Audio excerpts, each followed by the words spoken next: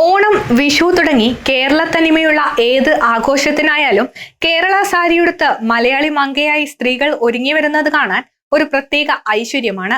ആയില്യം തിരുനാളിന്റെ പത്നിയായ കല്യാണിക്കുട്ടിയമ്മയാണ് ആദ്യമായി കേരള സാരിയുടുത്ത മലയാളി വനിതയെന്നാണ് ചരിത്രം. അക്കാലത്ത് രാജാ രവിവർമ്മയുടെ സാരിയുടുത്ത സ്ത്രീകളുടെ ചിത്രങ്ങളൊന്നും വരയിലൂടെ ജനിച്ചിട്ടില്ല.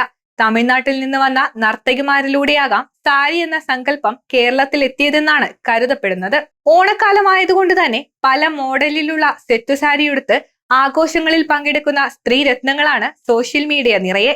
പുളിയിലക്കര സെറ്റ് മുണ്ടുകൾ, സ്വർണ്ണക്കരയും വെള്ളിക്കരയുമുള്ള സെറ്റ് സാരി തുടങ്ങി പല ഡിസൈനിലും വിവിധ തരം തുണികളിലുമൊക്കെ കേരള സാരി എത്തി. ഓണത്തിന്റെ ആഘോഷം കഴിയുമ്പോൾ കേരള സാരിയൊക്കെ മടക്കി അലമാരയിൽ വെക്കുന്ന പതിവാണ് പലർക്കുമുള്ളത്. ഈ കേരള സാരികൾ ഭംഗിയോടെ കേടുപാടില്ലാതെയും ഇരിക്കുന്നതിന് ചില കാര്യങ്ങൾ നമ്മൾ ശ്രദ്ധിക്കേണ്ടതുണ്ട്. നന്നായി ശ്രദ്ധിച്ചില്ലെങ്കിൽ സാരി പഴകി കീറിപ്പോകാനും നിറം മങ്ങാനും സാധ്യതയുണ്ട്. സാരിയുടെ കസവും അകത്ത് ഡിസൈൻ ഉണ്ടെങ്കിൽ അതും സംരക്ഷിക്കുന്നതിനുള്ള സുരക്ഷിതമായ മാർഗമാണ് ഡ്രൈ ക്ലീനിങ്.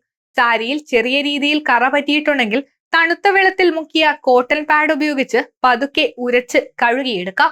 ഡിറ്റർജന്റ് ഉപയോഗിക്കുന്നവരാണെങ്കിൽ സോപ്പ് പൂർണ്ണമായും നീക്കം ചെയ്യുന്നതിനായി തണുത്ത വെള്ളത്തിൽ നന്നായി കഴുകി തുണി പിഴിയാതെ അധികം സൂര്യപ്രകാശം ഏൽക്കാത്ത വായുസഞ്ചാരമുള്ള സ്ഥലത്തിട്ട് ഉണക്കിയെടുക്കുക. കോട്ടൺ സാരികൾ എല്ലായ്പ്പോഴും സ്റ്റിഫായിരിക്കുവാൻ സ്റ്റാർച്ച് മുക്കുന്നത് നല്ലതാണ്. അലക്കി ഉണക്കിയ ശേഷം അടച്ചുപൂട്ടി വയ്ക്കാതെ വായു കടക്കുന്ന രീതിയിൽ സൂക്ഷിക്കുക.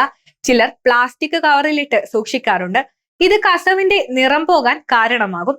അതുകൊണ്ട് സൂക്ഷിക്കുന്നത് എവിടെയായാലും വായു സഞ്ചാരം ഉണ്ടാകുന്നിടത്ത് സൂക്ഷിക്കുക.